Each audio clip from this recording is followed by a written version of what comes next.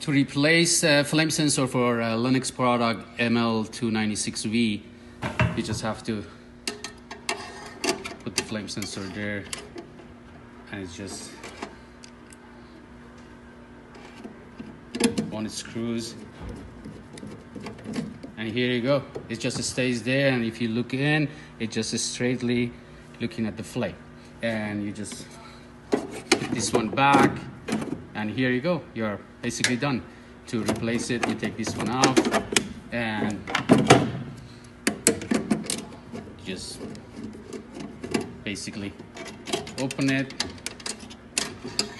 take it off, replace it, put it back, and put it there. That's a flame sensor.